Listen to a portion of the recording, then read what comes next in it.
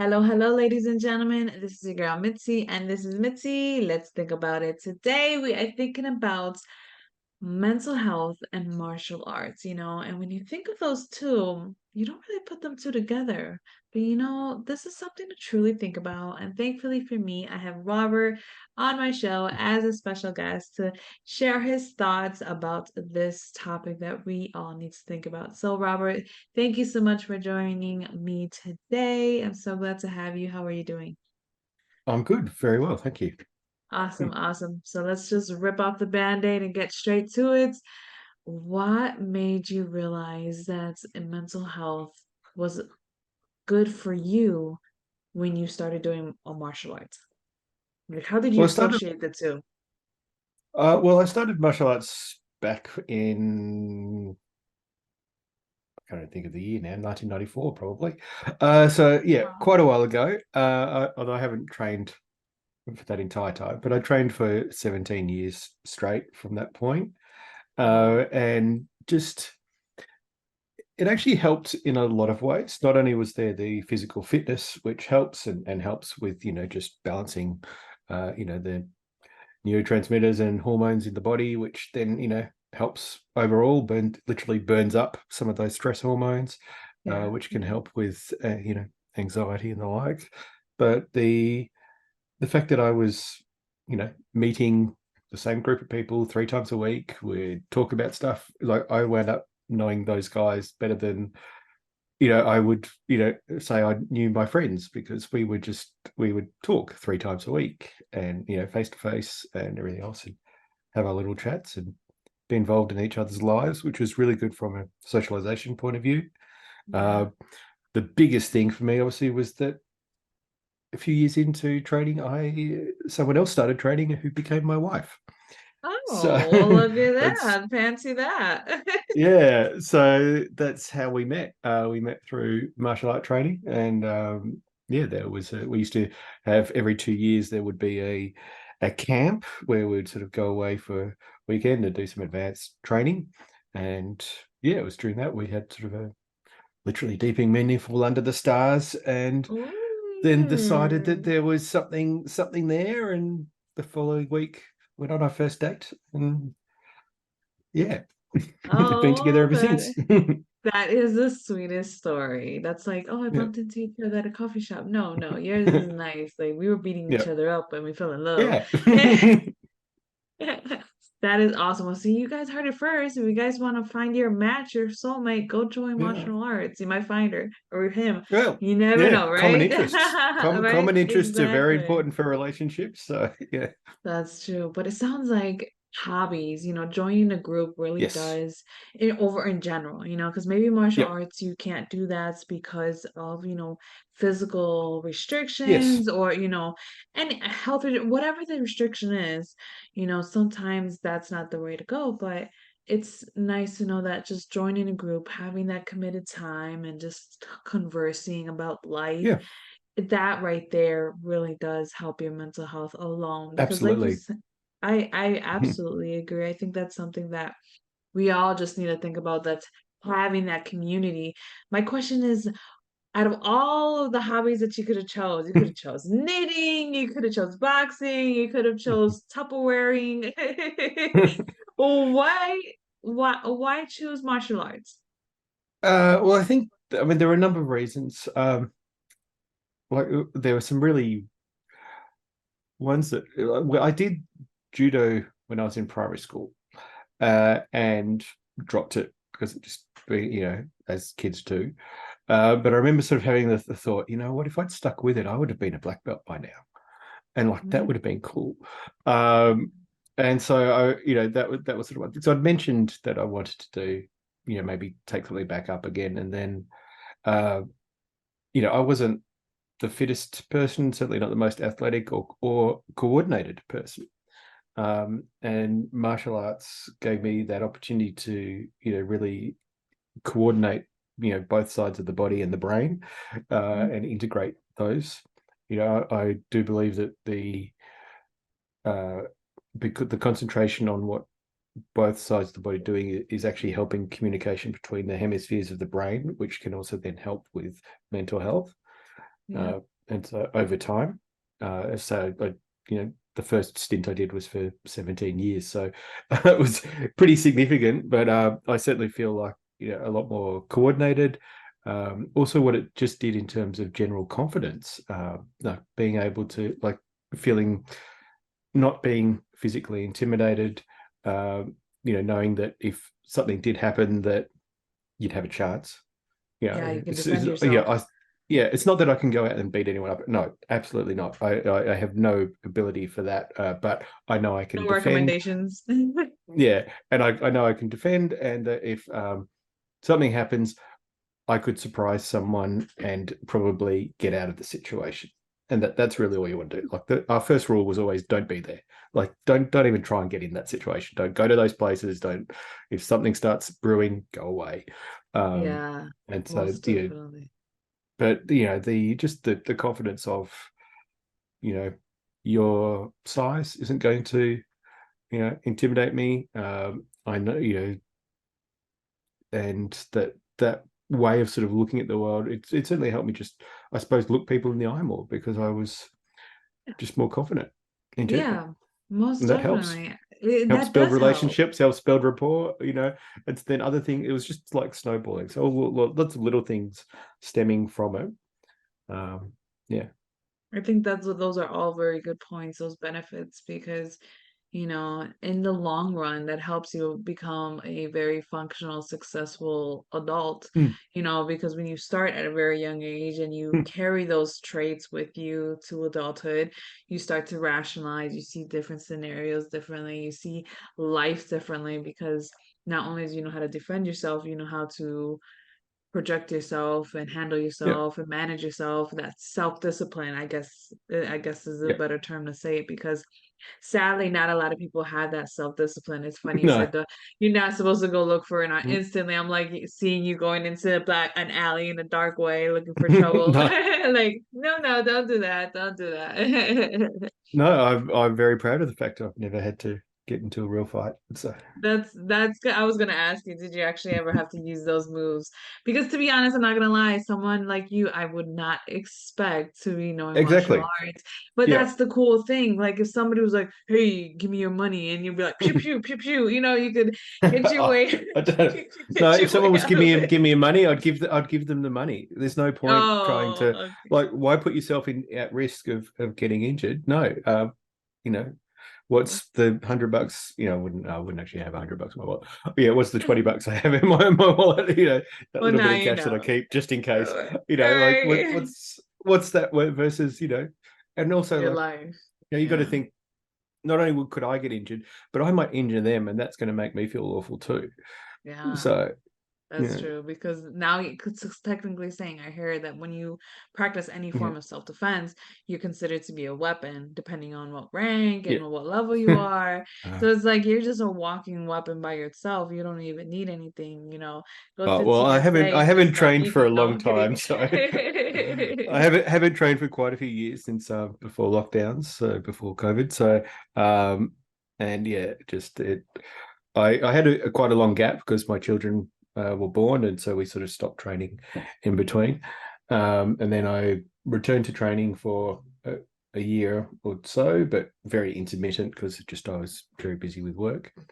And then yeah, then I've started doing a PhD, so my time is not very good at the moment. So I try to also do write books as because Oh, that's I my know relaxation. you're And you're a so busy yeah, man. I know. yeah, I was reading up on it, and a yeah, little birdie told me that you're just a trick of all trades. You with the school system. I mean, you're yep. publishing and you're getting your PhD. But one thing that fascinated me, that when she gave me her little notes on you, your little keynotes, was that she said that you have a phobia with jewelry. Is that Yeah, true? that is true. Oh my It's goodness. it actually has If a you don't name. mind. It's cosmemophobia. So it's actually got a name. Yeah, no, it's weird. I have no idea how it started. It's just Okay. bizarre. It's totally irrational, and I know that. Okay. And that's what makes it a phobia. Like the response is just completely disproportionate. Um, it So just, how I don't did know, you it just marry fell your apart. wife? Like, did you give her a pebble like penguins, or No, like how did we you do this? we I did buy we did she did have an engagement ring and a wedding ring. And I had a wedding ring, which I forced myself to wear. And but the moment I got home, I would have take it off and I certainly couldn't go to sleep with it on. That would just no. Disturb Uh, you. yeah, and just at when COVID hit, like so, I wore it for 17 odd years, and then yeah, COVID hit. And somehow in moving between and all the issues, I somehow lost it. Like, and it was Oh, is this is not a I've got a phobia, I'm going to secretly lose it. This was I genuinely have lost the ring, and so now I don't wear one.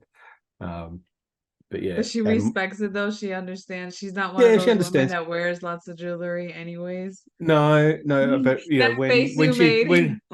when she does wear jewelry, it's like okay, well, I'll just be an extra little bit, a little bit of distance. Goodness, But Robert, you're so it's funny.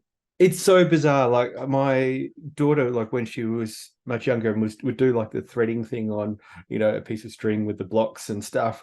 Yeah, fine, I'll do that with her, no problems. The moment she tied it up and put it on as a necklace, I backed away. Like Hmm. it's just, or when I was teaching at a girls' school and there was someone had lost a necklace had fallen off and someone had put it on the front bench. I couldn't teach. I had to cover it with a sheet of paper before I could actually teach the class because while it was in my field of view, that It was all was I could just focus on. disturbing. Yeah, it was Yeah. disturbing your peace. Goodness. Yeah. Oh my goodness, I couldn't Yeah. even So like imagine. if I have to, I can force myself to touch it, but I do sort of go afterwards. But yeah. That is so funny. I've never met somebody that with this phobia. I didn't even know this is even existed. No, But there's some NASCAR driver who's got it too. I can't remember his name yeah, right now, but yeah. okay. Pop Like quiz so is failed. No, I'm kidding. it's not just me. Okay, cool. It's not just you. It's like a handful of people, Yeah, across the world. yeah. And like as I say, it's mild because it's not totally it doesn't stop me doing anything. It's not really affecting my life in any way. So But can it's you talk? just Because I've met some people that have a lot. Like, oh my goodness, it's a lot. Even I was just like, oh, that's yeah. you have to put all of that on, like layers and Yeah. rings on top of It, rings. Like when you have to interact with someone like that in public, like, are you just automatic disgusted while it talking?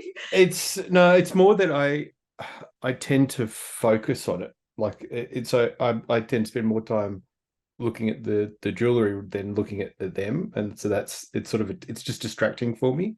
Okay. Um, yeah, I say totally irrational. I have no idea. Like there was no incident with anything. It was just Okay. yeah, it's just totally random. I don't know how it developed, but it's definitely gotten worse over time. Um, Oh, and yeah, I that's mean funny.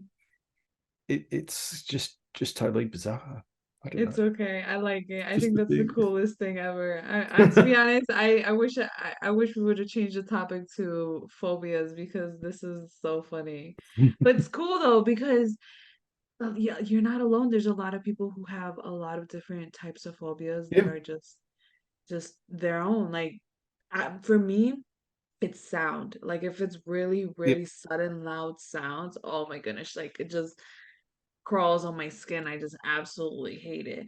But to get back on topic, what would be some advice you would tell your younger self if you could? Ooh, look, I've come to accept that the negative things that have occurred in life are part of a journey to get you to where you are. So just basically be happy where you are, and just keep moving forward. Like so, I am a firm believer in a growth mindset that just because this is your ability now doesn't mean that's your ability in the future. I wouldn't have done as much study as I have if yeah, that was the case or wasn't the Yeah, case. And yeah, just keep persist. Short version. awesome. That's good. I mean, there's no wrong answer into saying that because No, it's you telling yourself, you know. I mean, everyone that I've asked this question to so far has said something slightly different and slightly similar all at once. And it's nice because it just shows the stage of life that, yeah. you're talking to yourself from. And I think that's a good point is just to pace yourself and enjoy it and just take it slow because when we're young, I mean, we're just trying to run the race and go really fast. Am I right?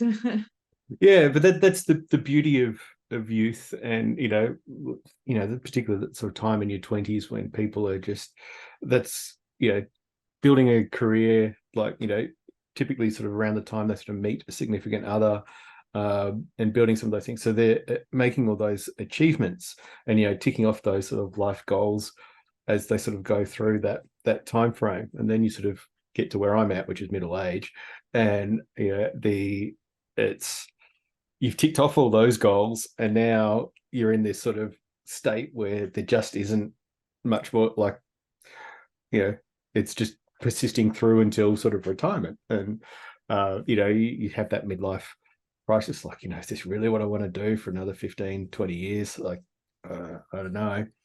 Yeah. But and that's why I started the PhD, was to transition from teaching in high school to teaching at university. So that was part of that plan. Yeah, but it's also been a really good growth journey in terms of thought development and things too. So I'm really enjoying that. And then yeah, I mean, one other bit of advice I might give myself was that, so in terms of understanding the meaning of life, that wonderful sort of thing. There's always two things I say around that. Like when a student, because I typically have, you occasionally get a kid, what's the meaning of life? And I say, well, there's two answers to that. First one is, that's such a boring, unimportant question. The important question is, what is the meaning of your life? And every so often that kid will just have a brain pop and go, like, well, which is very fun to see. But then I would also give, there's actually a philosophical approach to it. So I think it was I would say Aristotle uh, actually contemplated this very question: what is the meaning of life? And came up with the meaning of life is to flourish, or to thrive. And so in terms of you think about the times when you've been happiest, and it's the times where you feel like you're developing, you're growing, you're building towards something, you're on a journey, on a really towards a destination. That's exciting.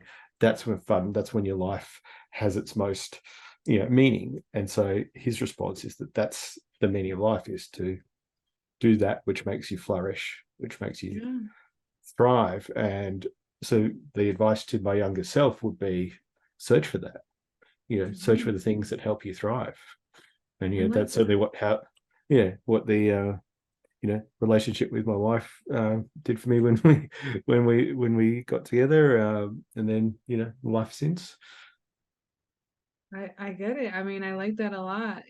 Sometimes you have to flip those questions to yourself. Yeah, And yeah. then once you do, you realize, now how am I thriving? How am I pursuing? Yeah, What am I doing? yeah, Because to make it meaningful, I have to reflect back on me and what I like and what I yeah, enjoy.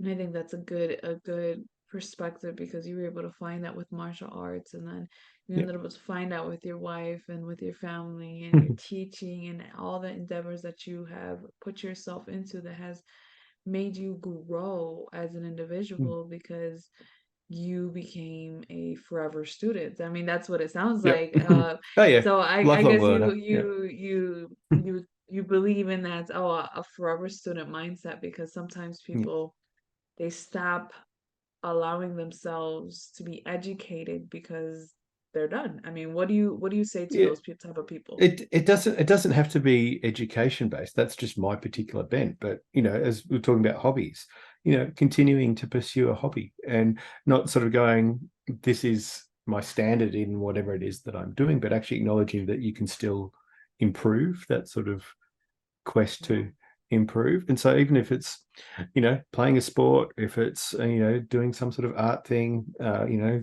sculpting, whatever works for you, um, you know that it's a journey. And as I say, those sort of activities, if you can find a group to be involved with, even better. Not just having that regular contact is very good for Right. mental health.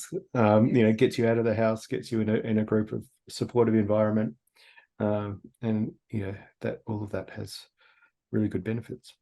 Yeah, most definitely. I mean, you can only talk to your fern plants for Yeah, so much watering it every single day, and you can so much talk to your animals and yeah, pets for so long before you start realizing, like, you know what, I need real communication. I need yeah, real human contact. And then we gotta really push ourselves out there, because I think anxiety is crippling, and I think people live too much in their minds, where when they have to face reality, it becomes crippling. You know what I mean? Basically yeah, just crippling, absolutely. because their imagination has made life seem a lot worse than what it is. I mean, what are your thoughts on that?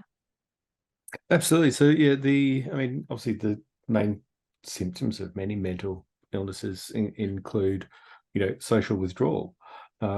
Because what do people do? They retreat to their safe place. And so, a safe place might be a bedroom. And so they stay there for, you know, much of the time when they're not forced to get out for work or school or whatever other reason. And that's I think, but it is important to develop those safe places. And if you don't have the opportunity to have a safe place in another person, then a safe place in a pet can be really good. Dogs. I'm a huge dog person. I love, dogs are awesome. And they can act as that secure base for you, and they'll give you the affection and the consistency and the all the good things, the positive regard that you need to thrive.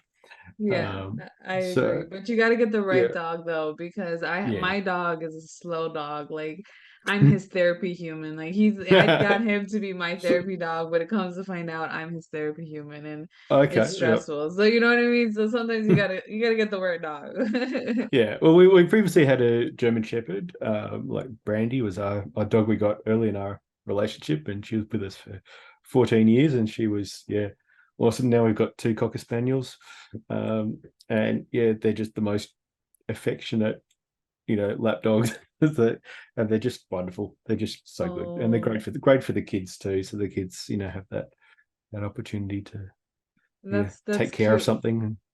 That's really cute, because yeah, that's good that they're lap dogs and they're affectionate, because I used to have like Doberman Pinschers and Pit Yeah, Bulls, and they're very affectionate, very loving.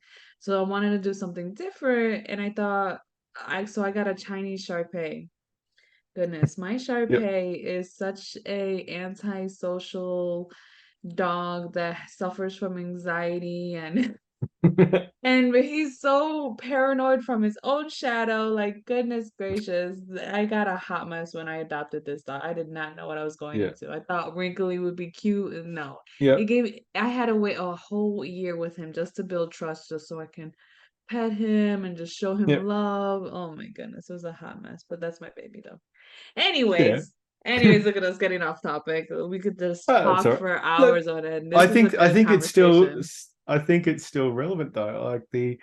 But even for you, that going on that journey with your dog also helps you explore, yourself Patience. too through that relationship, and yeah, Yeah. which can only ultimately benefit both of you. So that's Yeah, good. that's true. That's true. It really taught me patience, where I have my sons and they go through their tantrums, and I just breathe while they scream.